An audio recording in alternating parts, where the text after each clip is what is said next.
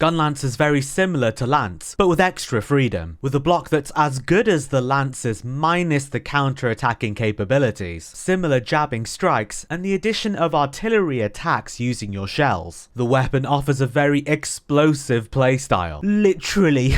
I'm lighted up, Dan. I love making content that aims to reduce the overwhelm and unknown of the Monster Hunter games. If you haven't caught any of the event roundups or previous weapon overviews, there's something there for everyone. A massive thank you for really turning up and getting us to around 80% of unsubscribed viewers on the channel, with the majority of you returning. If you enjoy the videos, do subscribe, and with that said, let's get to it. Let's start off with our basic inputs for our basic combo strings on the Gunlance. You can do the lateral thrust combo 3 times, hitting Y, Y, Y, for lateral thrust 1, 2, and 3 respectively. This throws out a straight, clean, horizontal thrust forwards, dishing out a really good amount of damage, very quickly as well, very similar to the Lance's capabilities. After firing out the 3-hit combo, there is a short break, a short pause before you can get back into it and repeat it once more. Holding down guard with right trigger on controller, you can also do a guard thrust combo string. This is akin to the Lance's upward thrust, aiming out diagonally upwards with your attacks, hitting the monster higher up. There's also a small pause, a small cooldown after you've done this combo before you can do it again. However, you can immediately chain the guard thrust triple combo after the lateral thrust triple combo, allowing you to very quickly and easily get out a 6-jab combo string. Pressing B allows you to fire off one of your shells and will reset your lateral thrust combo, allowing you to get the full triple combo out, firing off a shell, then jumping straight back into the combo. This can also be done by hopping, using your dodge, in between or at the end of your combo string. Very similar to how you can with Lance. Also a great way to reposition yourself in between your combos. You can even charge up these shelling attacks for additional damage by holding down B. Particularly effective with long type shells, which has the highest charged shell damage bonus. It's worth noting that shelling damage is fixed and cannot be blocked as well, determined by the shelling type and level of your Gunlance. By holding the left stick when you press attack, you will initiate your combo with a lunging up thrust, going into your lateral thrust combo if you choose to do so. This is a fantastic gap closer, which is particularly useful as your movement speed is quite heavily restricted whilst you've got the weapon unsheathed, either from the lunging up thrust or by pressing Y and B to do a rising slash, which is the same thing without the run up. You can follow up with an overhead smash into a wide sweep and then a Wyvernstake cannon. This is a really powerful combo and it's going to deal a ton of damage. You'll notice that the overhead smash and wide sweep in particular deal an absolute ton. Not to mention the Wyvernstake cannon there hitting for like 900 at the end of the combo, just crazy. Whilst you can do a quick reload for your shells using right trigger and B during a combo, in order to reload the Wyvernstake cannon you'll have to do a proper reload having finished a combo, guarding up and pressing B to reload. Wide shelling type has a damage bonus to your Wyvernstake cannon, making it particularly effective for that attack. Another very powerful attack you can do during this combo is after the overhead smash, you press B to do a burst fire attack, unloading all of your shells. Particularly effective for normal shelling type Gunlances. Normal has the lowest damage per shell but has a damage bonus for burst fire with the highest capacity. Long has higher damage per shell, a lowered capacity, and the highest charge damage multiplier. Wide has the highest damage per shell, the lowest capacity, lowest charge damage multiplier, but an increase to Wyvernstake and Wyvern fire attacks. Now you know, when you have slinger ammo equipped, you can load up a Wyvernstake Blast. This will take over your Wyvernstake cannon for the next time that you use it, and implant this really cool steampunk looking gadget onto the monster part. For the duration of this being staked on, anytime you deal any kind of shelling damage, it'll explode for an additional damage proc. This increases depending on what attack you're using, so full bursts or Wyvern fires will be really effective. A combo loop I like to get in is after the overhead smash doing the burst fire attack. Attack again into the wide swing, quick reload to then go back into the overhead smash. Do this after implanting a Wyvernstake Blast and oh my goodness, you are gonna crack out some damage. There's a neat ledge hop punish that you can do when you're jumping backwards off a ledge doing a jumping smash forwards into it. Great when a monster is toppled right in front of a ledge and you can just set up the punish. This attack is also fantastic for getting mounts off as well. Definitely incorporate it into your playstyle when there's ledges nearby. This transforms to a jumping reload smash if you do it without any shells. It won't reload your Wyvernstake cannon unless you do it as a lunging up thrust towards a wall that you can wall run off, where it will reload all of your shells and your Wyvernstake cannon as well. Both your shells and Wyvernstake cannon must need reloading. A lot of these attacks are going to be very tricky to actually get off in the heat of battle. It's all well and fine seeing them with the training dummy, but during an actual fight, it's a very different scenario. You've got a lot more going on, and there's of course whether you're playing solo versus in a group. It brings so much to the table. It can burst out so much damage so quickly. Very good at dealing a ton of part damage, getting part breaks. The weapon deals sever, so it can cut off tails as well, and it has the joint best block in the game. Yeah, it doesn't have the bells and whistles of Lance with the counters and the perfect guard and being able to get into your guard very quickly in between attacks, but what it doesn't have with its blocks, it makes up with its rooting, tooting, freedom-loving ways. Bish, bash, bosh, smack, crack, bangarang. You know what I'm saying, baby? Some of the skills you may want to keep in mind with your loadouts for Gunlance include getting artillery up to level 3 or level 5 with artillery secret, guard 5 to help you block attacks whilst reducing the impact, the stamina cost and the chip damage you take through your guard, offensive guard 3 to give you a massive attack boost of 15% when you perfect guard right before taking damage. Remember, that'll only affect the actual swings of the attack, not the shelling damage at all. 3 evade extender is super nice with the Gunlance as well. It allows your hops to cover a huge amount of distance. Super useful giving the incredibly restricted mobility and movement speed of the weapon. Capacity boost is super nice if you've got the space for it. It adds 1 more shell to your capacity. I think you'll really feel that when you're using wide or long, but it is nice for normal. It's nice for any of them. Not depicted here, but guard up is pretty useful as well if you want to block those unblockable attacks. Also, slinger capacity will increase the duration of the Wyvernstake Blast, so that's something to consider too. A selection of Gunlances for you to crack on with, starting with the Guild Palace Order when you are early into Iceborne. Decent raw, white sharpness, 10% affinity, a level 3 gem slot, a plus 30 defense bonus with wide level 5 shelling. A great place to start. Another excellent early option would be the Stygian Zinogre Brimstone Drake Blood. Good raw, purple sharpness, some dragon elemental with average Elder Seal, a level 2 slot and normal level 7 shelling. Level 7's what you really want. That's some nice stuff. There's the fantastic Frostfang Barrier White Knight. Even better raw, purple sharpness, good affinity, a big chunk of ice elemental with normal level 7 shelling. This is fantastic bang for your buck. It's a direct craft and it does everything. Get this weapon made. Onto the cream of the crop, we've got the Furious Rajang Demon Lord Gunlance. Great raw, big chunk of purple sharpness, 15% affinity, a chunk of thunder elemental with wide level 7 shelling. A breakthrough weapon if I ever saw one. Just fantastic. The upgraded Alatreon Melt, great raw, massive purple sharpness, a tremendous amount of dragon elemental, 2 level 2 gem slots with wide level 7 shelling. And it looks goddamn sick. Look at that thing. The phenomenal Raging Brachydios Light Break Gunlance, big raw purple sharpness, blast status elemental, which is very powerful, a level 4 and a level 3 gem slot with wide level 7 shelling. Likely to be your next breakthrough weapon and possibly one you're going to stick with before you get your Fatalis one. Speaking of, your upgraded True Fatalis Gunlance is absolutely insane. It's the ultimate Gunlance weapon. Get this thing made. It's beautiful. Do you have any additional tips or attack loops, ways that you like to play the Gunlance? Have you already tried this weapon out or have you been thinking about it? Let me know in the comments. I would love to hear from you. As mentioned at the start, you folks have really turned up and got us to around 80% of unsubscribed viewers on the channel, with the majority of you returning. If you do enjoy the videos, do subscribe. If you're looking for a fun, inclusive community that's always down to hunt, come and join the Discord, which is open to all of you. We get open sessions here all the time. I also love playing with the community during the Twitch live streams. It would be awesome to see you there. I will leave all of these links in the description for you. Thanks for watching, and until next time, I'll see you in the new world.